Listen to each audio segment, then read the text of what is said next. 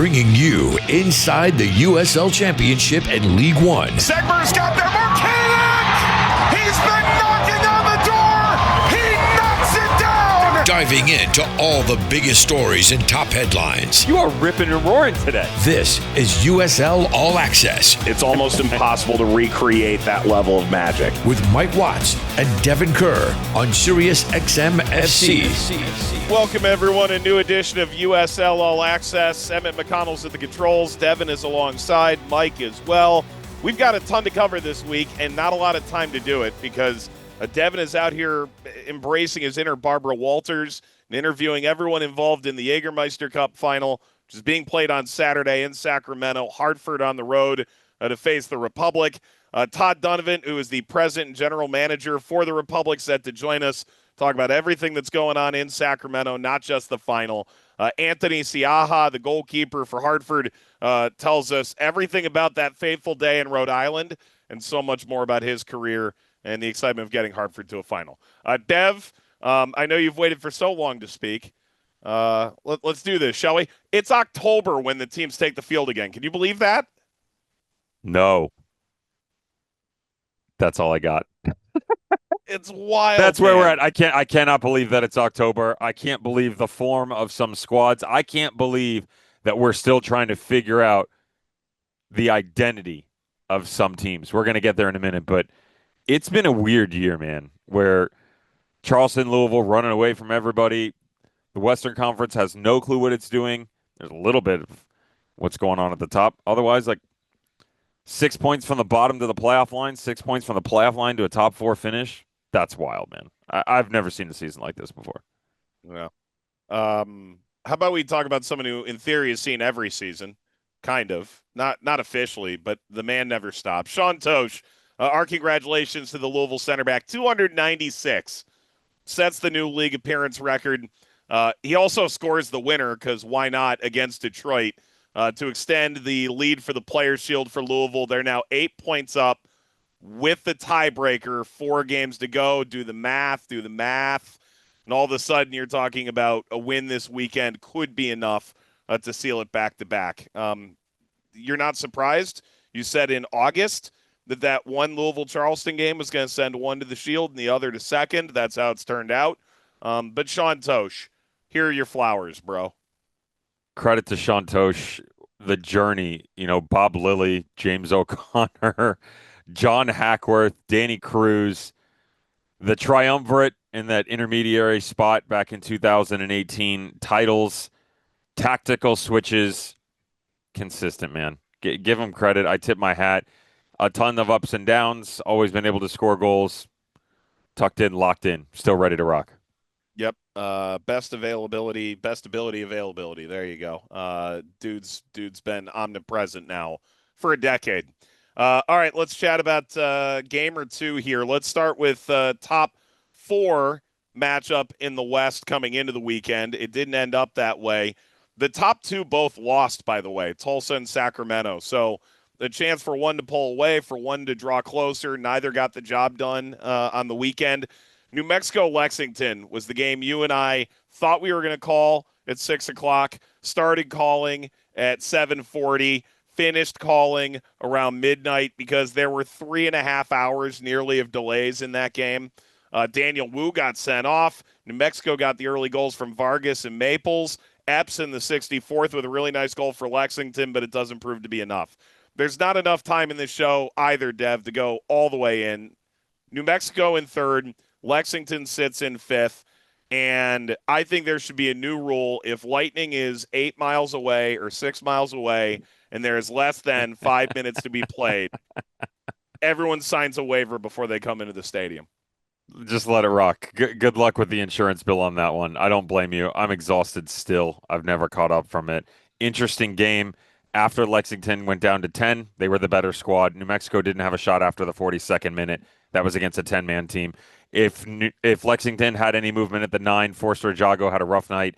If they had any production at all, they could have won the match. I give them credit. It was spirited. They're still 7-2-1 in their last 10 against teams above the playoff line, and top 4 right there for the taking. Dev, how about we talk about the bottom of the West for a moment? May you offer a soliloquy? I don't understand what the bottom of the Western Conference is. They Okay. don't either. 7 teams from El Paso all the way down. The separation is 8 points. That's fine. Recognizing there could be overlapping there in games played against each other. 7 teams, last 5 games. That's 35 matches. There's only 4 wins. No one. I was just talking to Jordan Stewart about this. He's like, there's a glimmer of hope because no one is taking the spot. There's 17 draws. Half of the games they've played have been draws. This is the most important time of the year. You would have to drag me off the field with my arms and legs having been dismembered from my torso in order to get me away from trying to find a way to get a result. And yet I watch all of these games, and I'm not convinced anybody's interested at finishing the season, yet alone playing in postseason. Dev, should we bring back last year's moniker? Do it. Do it for me right now. Great Western Pillow Fight. It is the Great Western Pillow Fight. No one's taking the thing. Down alternative filling. They couldn't even afford the good stuff. A coach I really respect said, Mike, that is so disrespectful to say that. They're trying, and this isn't about effort. This isn't about effort. This is about no one's getting it done, and there's no knockout punch. It's just everyone's drawing against one another, and no one's grabbing the wins they need to get in. That makes it a pillow fight. It's not lack of effort. The knockout punch has been thrown. I'm pretty sure you and I are down for the count out for this run. Accurate. All right, Todd Dunivant set to join us in a moment. He's the president and general manager for Sacramento Republic. Everything with the stadium, getting ready for the Jaeger final. Rhode Island goalkeeper, Antony Siaha. Hartford. There's a Rhode Island component. Bear with me. Coming up later in the show. Back in a moment on USL All Access. Let's get back to USL All Access on Sirius XM FC with Mike Watts and Devon Kerr. Welcome back, everybody, to USL All Access on this beautiful Tuesday evening as we close out the month of September. A lot of movement in the USL Championship within the standings. Player movement, we've seen teams start to bring in some reinforcements, a lot of stuff going on off the field, and certainly it'd be hard not to talk about what has been a perennial powerhouse every single season, Sacramento Republic. They're at it once again, kind enough to be joined today by President and General Manager Todd Dunivant. Run through the resume. Friend of the show, we've been lucky to have him on before, so I'm kind of looking at things. For people that are unfamiliar with his resume, there's a little bit of depth to it. I'll pick out a couple of key points. All-American at Stanford, if you like that kind of thing. 2 college cups. That's not too shabby either. 13-year career. You didn't hit 20. No big deal. I guess we'll get into the fine print now. 3-time Western Conference champ. 2 supporter shields. 5 MLS cups. Whatever. Open Cup title. Okay, love that one. Sure. Full U.S. men's national team international. Yeah, and as I mentioned, general manager and president of Sacramento Republic. There's really not that much to talk about. Todd, thanks for joining again. I thought that list of accolades would be a little bit deeper, my friend. Wow, Devin, thank you. You read it just as I wrote it, so that was that was perfect. I talked about a lot of movement, right? Let's go back to November of last year. For people that don't follow USL Championship on a regular basis, that don't get the opportunity to jump conferences, I know we're regionalized a bit, so Louisville fans may not follow a ton of what goes on in the West. Sacramento Republic in November of last season, you all brought in a new ownership group. Can you kind of walk everybody through the process that was Wilton Rancheria? This is our partner. This is who we want moving forward. They take over majority ownership group.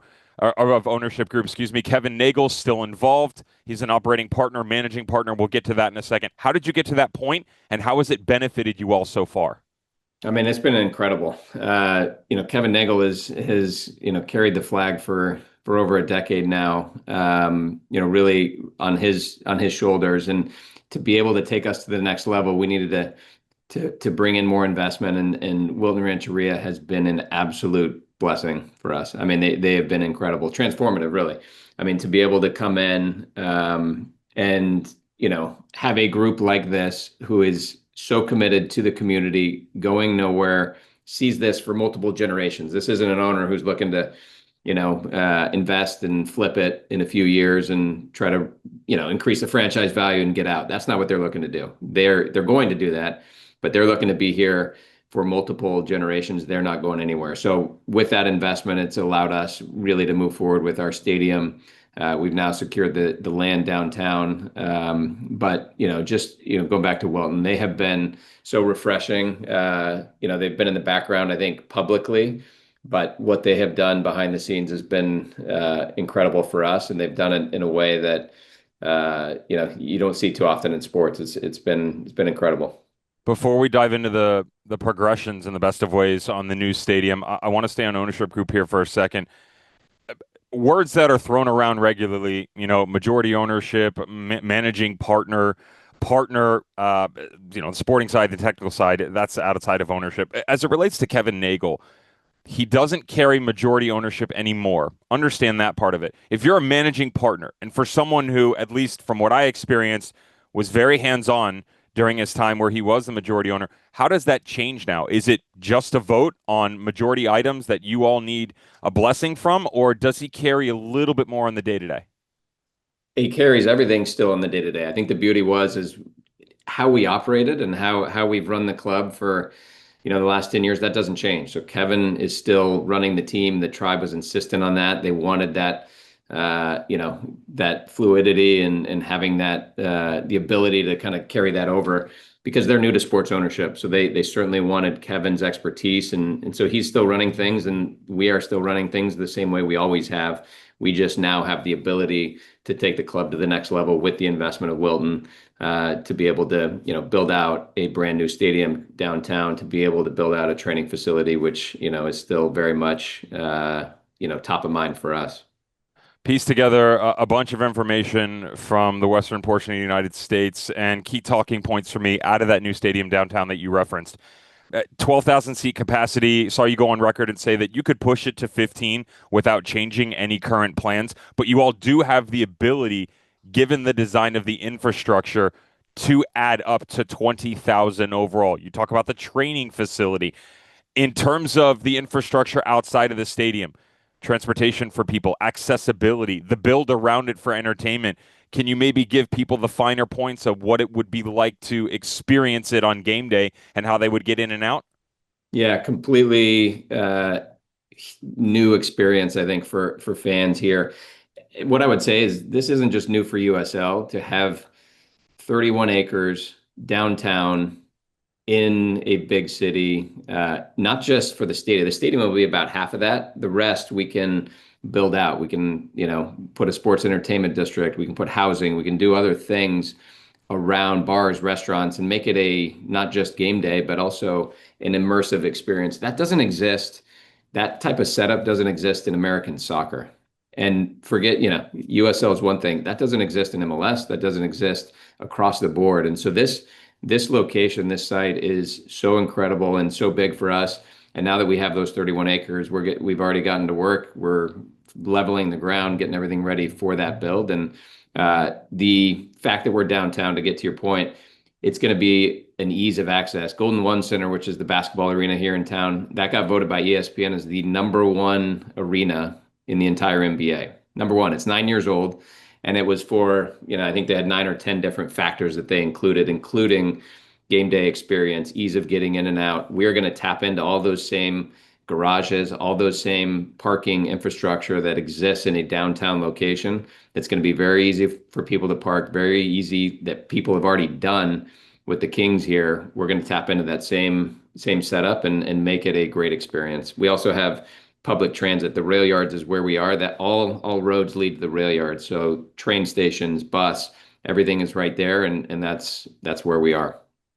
Speaking with Todd Dunivant from Sacramento Republic, joined Republic in the Western Conference of the USL Championship as general manager in 2018, was named the president in 2020, still carries both titles, black belt with, rounds and rounds going up that. I love that. Western Conference, before we get into competitions, Jaeger Cup run, another final appearance for you all, we need to backtrack a little bit. You saw the changeover from Simon Elliott to Mark Briggs. Mark Briggs and you all go your separate ways, last fall. You decide to bring in Neill Collins. Out of all due respect to that process, I'm not interested in that right now. I'm interested in how you take a successful organization that has seen a run to the Open Cup final in 2022, that has seen top 4 finishes in USL Championship, securing home playoff opportunities. And you are now adding to that a great pedigree and resume, bringing Neill Collins in, both as a player and a manager, of course, with the Tampa Bay Rowdies, what he did in the East.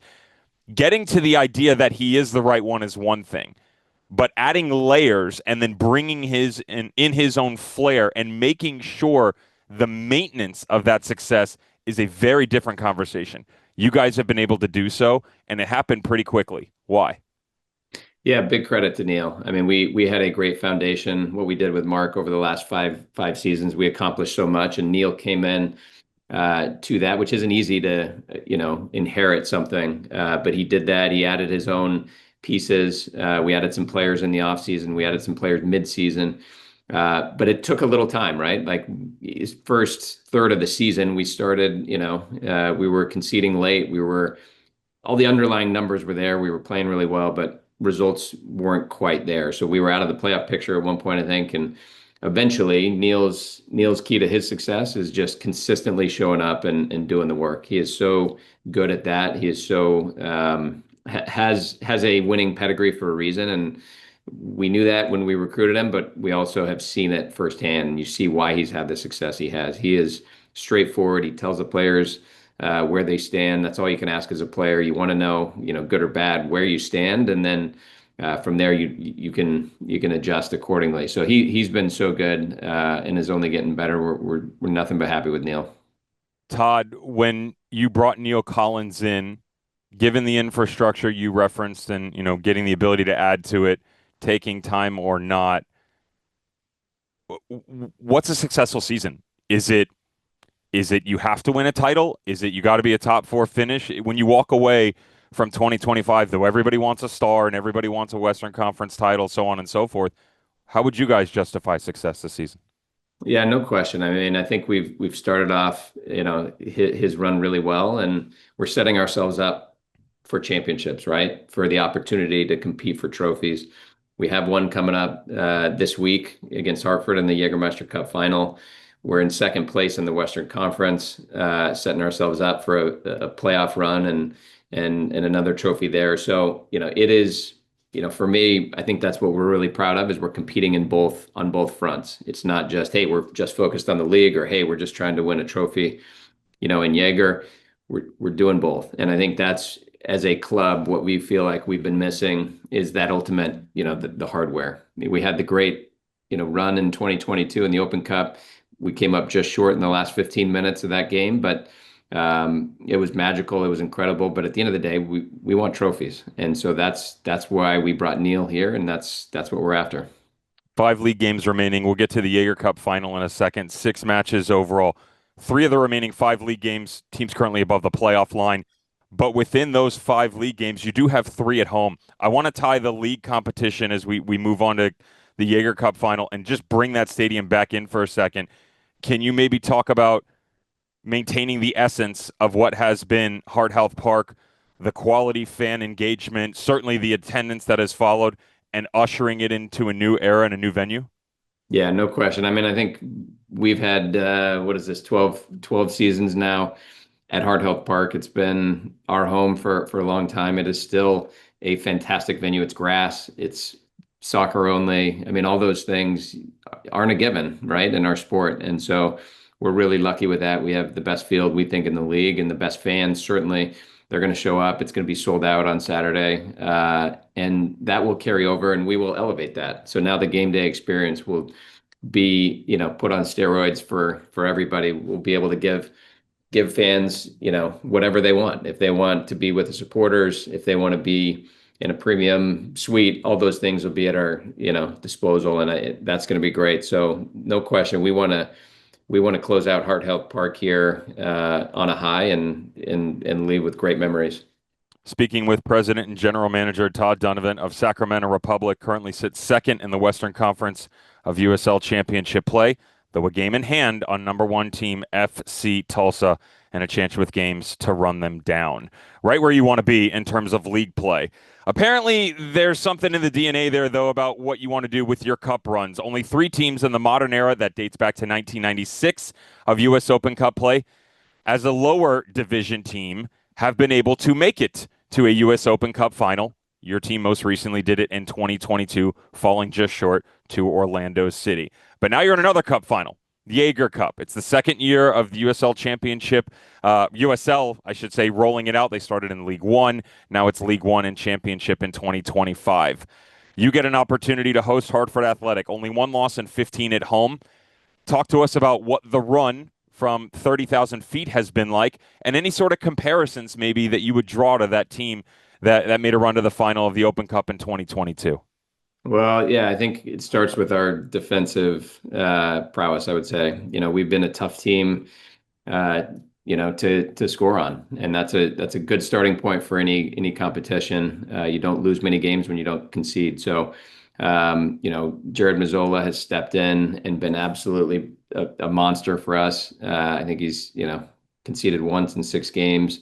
He's been fantastic. Our defense, our team mentality has been very good. Ironic a little bit because Jaeger Cup, the whole focus is on scoring goals. But our team from that standpoint has had such a good foundation and such a good base. It makes it so that you give yourself a chance every single game. We're obviously going up against Hartford, who score a lot of goals. I think they're the leading scorer in the tournament.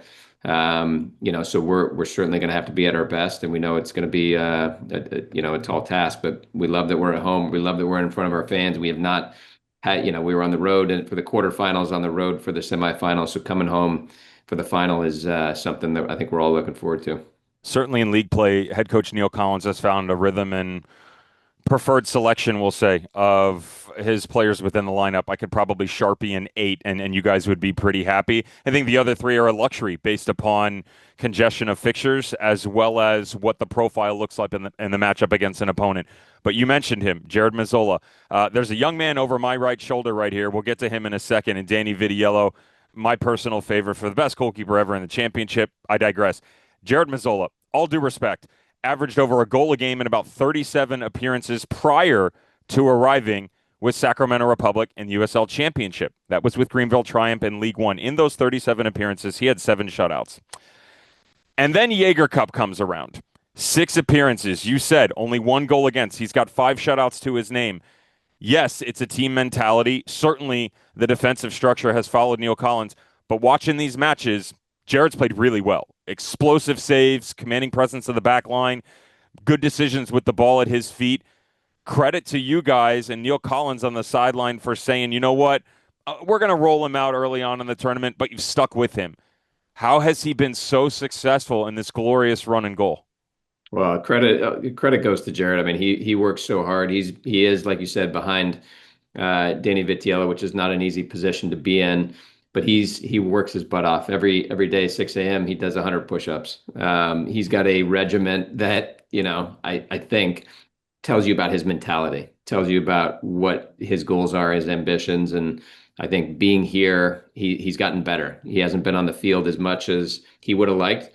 But as you said, there's good reason for that. But he's shown what he can do. And he is a great goalie. We feel like we have a little bit of a Montana Young situation with those two. And are really, really fortunate to have somebody like Jared who, has done so well, not just on the shutouts, but you're talking about 2 PK shootout victories as well, that he's stepped up in a massive, massive way. So all credit to Jared. Ball didn't get knocked up over the bar, by the way. Made some solid saves in that run that you're referencing. And, done very well for himself. So let's talk about, is it Young? Is it Montana? I don't know. For me, again, greatest of all time, Danny Vitiello, the bobblehead over my right shoulder. What can't the guy do? The argument years ago from people were always like, oh, it's a goalkeeper in a Bob Lilly system. I was very quick to dismiss that and the time spent with the Riverhounds in the Eastern Conference.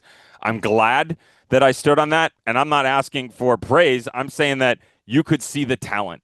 A little bit quieter in nature. An interesting one for a goalkeeper. I'm sure they're all crazy in their own way. You signed to a multi-year deal. He's eclipsing almost every record set or near doing so in USL Championship play for a goalkeeper. Can you talk about the journey with Danny Vitiello and what sort of presence and history he carries with the club? Well, like you said, I mean, you don't set records. You're not at the top of the all-time stats as a goalkeeper if you're not consistent, if you're not doing that work. And he does that. He's quiet, confident, humble, all those things. He actually fits well with, I think Sacramento and just the community, the nature of the people here in the city, and the region. I think he epitomizes that. He gets it done. He doesn't have to put it in your face and be cocky about it, but he just gets it done. And so Danny's been massive for us. We've been lucky to have him.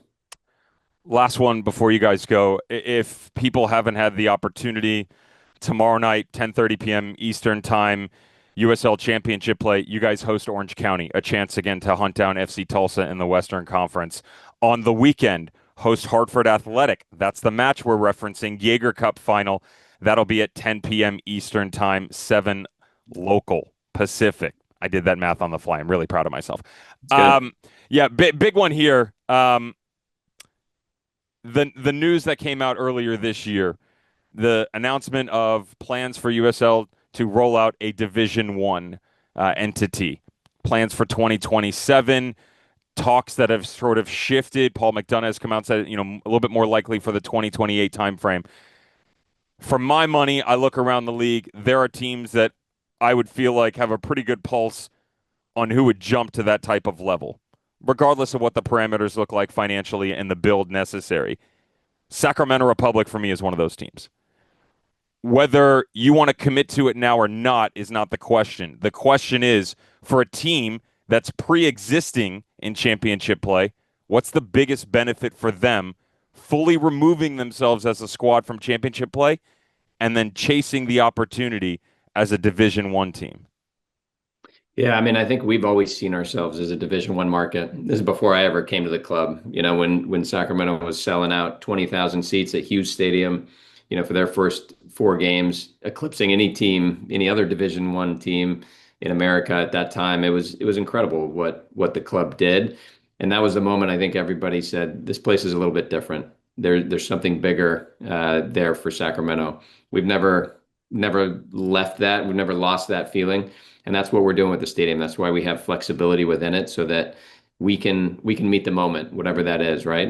And we certainly think that's Division One for us. So that's why we're building the stadium with that flexibility so that we can hit what we need to hit, because we want to elevate it and we want to take this club to another level. We want to take the game in this country to another level. We've been part of that journey for the last 12 years in American soccer, and our fans are ready for that next step. It's going to be great when we can deliver, and we'll be ready for whatever comes our way. But we're taking matters into our own hands. We own the land now.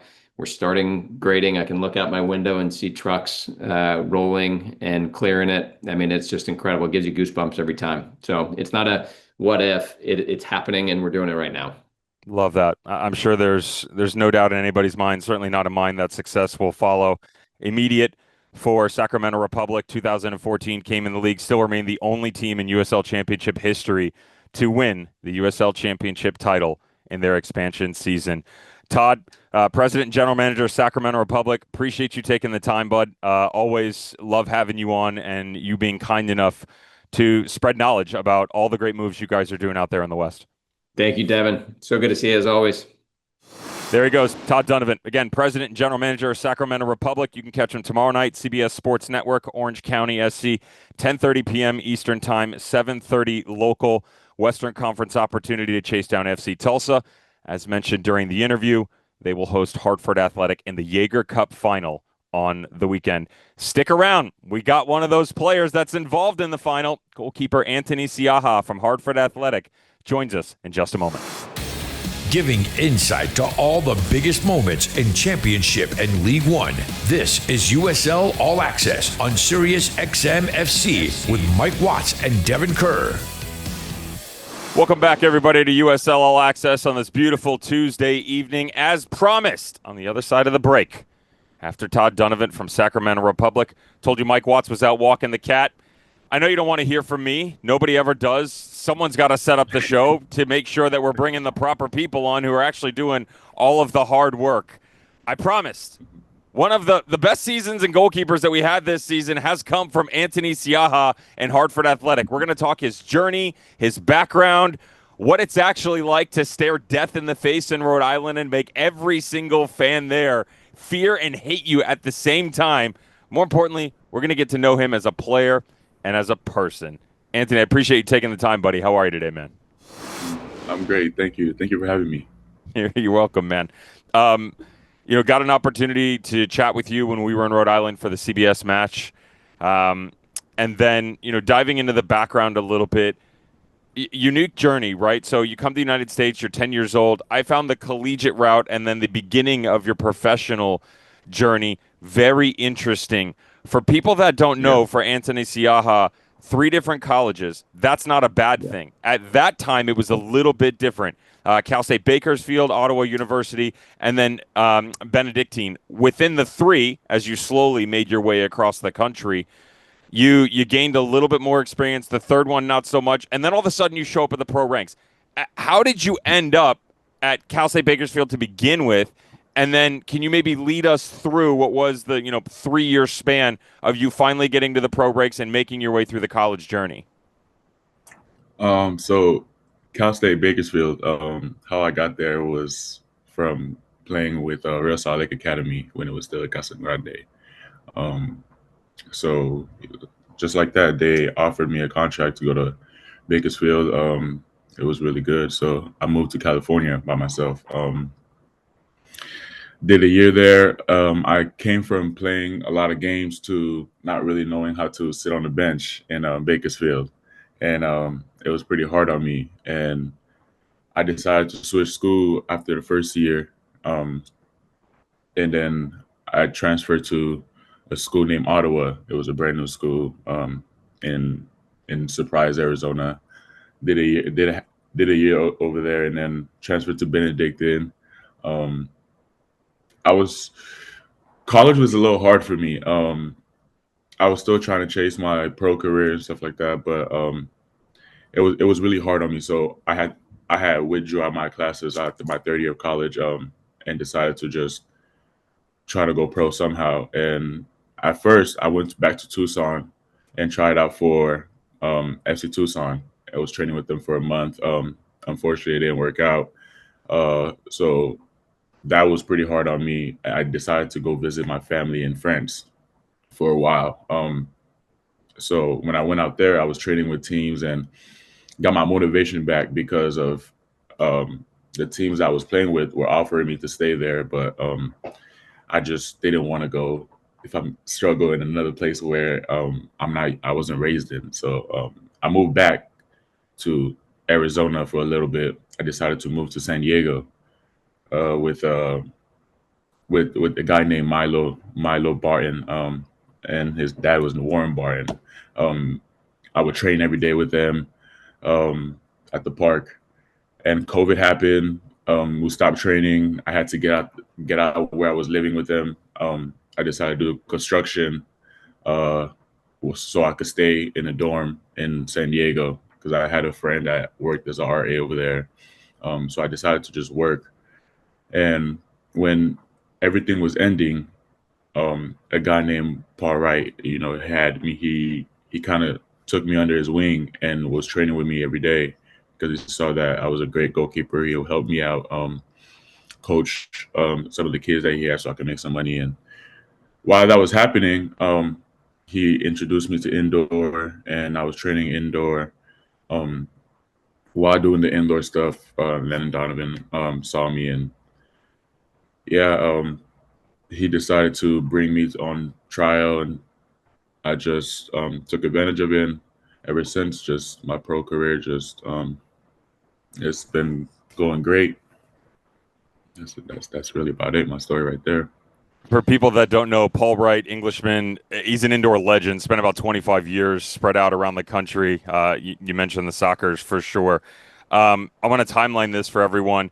Cal State, 16, college 17, college 18, that journey that you talked about, going to see your family, training back abroad, that was about a 2-year stretch. He mentions coming back to San Diego. When he does that, that's in 2020. Your first stop, NISA, 1904. I actually had heard your name, but you were stuck behind a couple of guys then. Misha Marson was one of them, getting an opportunity to cover NISA. Soccer's in 21. Paul Wright's training, getting you this opportunity. Now we're at San Diego Loyal. Landon Donovan, Nate Miller come calling. And I think the idea of San Diego Loyal people are familiar with the story. Certainly some of the bigger names involved. I always found your journey so intriguing for this reason. Austin Guerrero, Dylan Castanera, Trey Muse. That's just in 2021. Those are household names for a lot of people within the United States. Duran Furry, who's now with San Diego FC and MLS, broke into the team. And then they bring in Koke Vegas. And people unfamiliar with the USL ecosystem, Koke Vegas, this is a guy who's got experience all over Spain, top-flight football, including La Liga, Espanyol, Mallorca, right? They're basically saying, we've got all of these guys.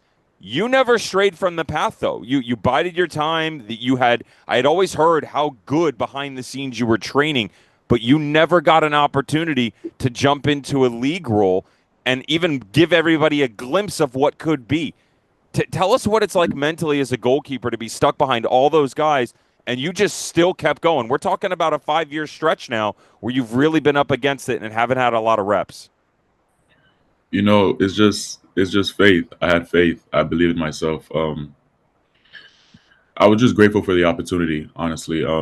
Every year was a better year for me. So me keep going was before that year, I was in a worse place. So just being in a better place every year, I was grateful. And all those keepers that you said that were ahead of me, I took that as just some people that I could learn from. Koke Vega is actually one of my good friends. I learned a lot from him. So just I learned a lot from all these keepers. And competing with them made me get the motivation that I could do the same thing that they could do. So I just needed the chance. And my chance came in Monterey. Perfect timeline there. It's like you're reading the format in front of you, knowing exactly what I'm going to say next. Frank Yallop is the next one on the list. Monterey Bay FC, the Western Conference, a USL Championship. Did you arrive? I don't recall this portion. Did you arrive late in that season? I did because I had signed a second year with San Diego. And, Landon had talked to me and said that I wasn't gonna really get a chance there because every day I was working, and it was just realistic. He didn't think that I was going to get a chance there, so he kind of let me go, but also helped me out by talking to Frank, saying that there's a keeper that he needs to be playing somewhere and stuff like that, and which gave Frank the go to have me come to Monterey, and So yeah, I came in mid-year, and unfortunately they had a guy named Dallas, which was actually a keeper in FC Tucson when I was in high school that I looked up to. He was a keeper there. He got hurt, unfortunately, and the second keeper started playing, and then after the second keeper played a couple of games, I got my chance, and that's when everything went pretty good. Just a little bit, right? The goalkeeper he's referencing, by the way, Dallas J, friend of the show, had him on here before. A lot of experience with his background for sure. Stops in Cincinnati, Phoenix, Greenville prior to Monterey. So, mentioned you arrive late. Opportunity comes match day 18 for everybody at home. Yeah, he took that opportunity, grasped it with everything that he could, and never let go. Averaged a goal against over that 18-match stretch. Had 9 shutouts to his name. Spent 3 seasons there. Becoming the guy, having devotion and belief is one thing. Perspective is another. Like you said, year before was worth giving yourself that stepping stone. Now you've got some momentum. You've grasped the shirt every single game. Your name's sharpied into the lineup. You still continue to work hard. What was the biggest area of growth on the field? Whether it's communication, explosiveness, high balls on corners, things like that. What's the biggest area of growth you experienced as a player during your time at Monterey? Growth in Monterey. That's a pretty tough one. I learned patience because I don't know if I was sharing time with a different keeper, and I didn't know really how to handle that at the time, and it was pretty hard on me. Because I would feel like I was doing pretty good, and I would be taken out and stuff like that. But I learned that it's just the coach is going to do what's best for the team, and you just have to deal with that. So I just learned patience, and but on the field, really, it's my feet because a lot of people talk down on my feet, and that's one thing that I'm very insecure about, and I try to work that every day. But my feet are what I think I improved the most. But yeah. Perfect. Well said. Love the confidence and patience. Certainly helps when you got the ball at your feet as a goalkeeper. Yeah. I've seen something online. I had never heard about it until the game that we had an opportunity to do together back in July. Again, Rhode Island hosting you guys, Hartford Athletic CBS match. There was a brief stop in Indy early this year, and that you were going to be their guy. That didn't work out for whatever reasons. Just out of curiosity, I don't want to know the specifics about why it didn't work out. I'm curious as a player. Again, you gain so much confidence. You experience growth on and off the field. You establish yourself a name within the league, and the jump to a team is going to occur. And then for whatever reasons, you guys part ways and it doesn't work out. How was that mentally for you during that journey? It was very hard on me. Very, very hard on me because I had just moved away from my home in California. But it's a blessing in disguise. Everything happens for a reason, and that's just everything happens for a reason, and that's also one thing that I learned in my journey, that you just got to keep going. You just got to keep going no matter where you're at. Well said. Let's bring everybody to where you're at now, modern day. Brendan Burke, experience with Philadelphia Union organization, was in charge of the Bethlehem Steel, now Philadelphia Union 2. They played in the championship for a long period of time. Went to Colorado Springs Switchbacks, establishes those pillars which help them to a USL Championship title last season. Yeah. Then you come to the East, and certainly it was a project, that started last year when he came in. The project is bearing fruit. 10 clean sheets, second most in the league. 29 goals against. That's tied for fifth fewest. The numbers speak for themselves. Can you maybe tell us about what it's been like for you this season at Hartford Athletic and what the group is like in general? It was very hard for everybody in the beginning, right? Losses after losses. It's like almost nothing was going right for us. But everybody believed. Everybody believed, and now it's just electric. Everybody's putting in shifts. Everybody's just leaving all out there on the field. I think it's just every Brendan tried to get everybody to buy in what we do. It took a little bit of time at first, but now everybody's bought in, and the locker room is electric. Everybody's gets along. Everybody's happy. Everybody's everything's great right now. That buy-in has enabled you guys with an opportunity to grab your first ever piece of silverware in Hartford Athletic history. You'll take on Sacramento Republic on Saturday in the Jaeger Cup Final. People unfamiliar with the competition, 4 games in group play, spread out between USL Championship teams and USL League One. Some of the groups a little bit unbalanced because of uneven numbers, but within that, you beat Hearts of Pine. You beat Westchester. You didn't lose to Detroit in theory because it was a draw and you lost on penalties. But after that, near perfect since then. After that CBS game, you guys took down Rhode Island in penalties, then San Antonio, then Greenville, and now you come back to California, the state that you're very familiar with, albeit a different location. The journey in Jaeger Cup has been an interesting one. Always saw what you guys were capable of on the attacking side of the ball. The names, no problem. Certainly well aware of what you were capable of. But the confidence from the group defensively now is at another level. Balance that very few teams within the league and certainly within this competition have been able to maintain. Talk to me about that balance. Talk to me how defensively you guys have become so aggressive and confident. We honestly always had that unit. It's just like I said, everybody is really bought in. Everybody had their moments, but yeah, we trust each other. Everybody. It doesn't matter who we play. And the defense, I know my defense is always going to give me 100% every time. So, and they know I'm going to give them 100%. So just knowing that, giving our best on the field, it's like a fortress, and you have to beat us. You have to pass all of us to get in here. So we all take it personally when I get scored on, and so it's just we don't want to get scored on. We want to keep as much shut as we can. We want to show these guys that we are the best in the league. So Love it.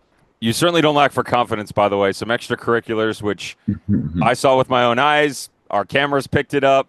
I want to go back to the CBS match. It provoked, we'll say, a little bit more heat in that Northeast rivalry between Rhode Island and you guys. Certainly in the Eastern Conference, you guys played each other back to back. You've had spirited ones. You know, goalkeepers telling the crowd, to quiet down, to shush them. I'm all for it. The crotch grab was next level, dude. I was here for it. You pissed off so many people, and I respect it, man. Like you're not running your mouth. You're backing your game up. Where did it come from, and how has it been since then? you know, personally, I regret that part of what I did, right? Because I get a little too carried away. I don't want it to paint a really bad picture of me. Because on the field and off, I'm when I get on that field, it just becomes competitive.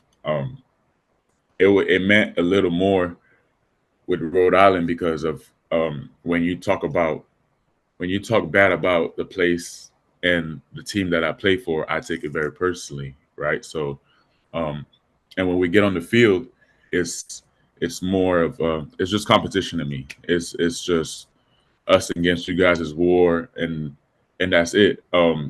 Yes, because we're rivals, it got a little out of hand, and there was a lot of smack talking on the field, but the shush is okay, but I do regret the last part, the last part that I did, because obviously it's on TV and that's not professional. So, but I am a different animal when I get on the field, and it comes from passion because I love the game so much, and that's about it. I want my team to win. That's it. Totally respect that, man. Well said. Certainly, you guys have been doing a lot of that recently. One of the best road records in the league over the last, whatever it is, 12 matches. I believe you guys have only one loss in that time frame. Doing it at home as well. There's the balance in performances outside of the attacking and defending side of the ball. Talk to me about, and just a little quick preview for the final against Sacramento Republic. This will be this Saturday, 10 o'clock Eastern time, 7 o'clock Pacific time. Sac's playing pretty well at home, too.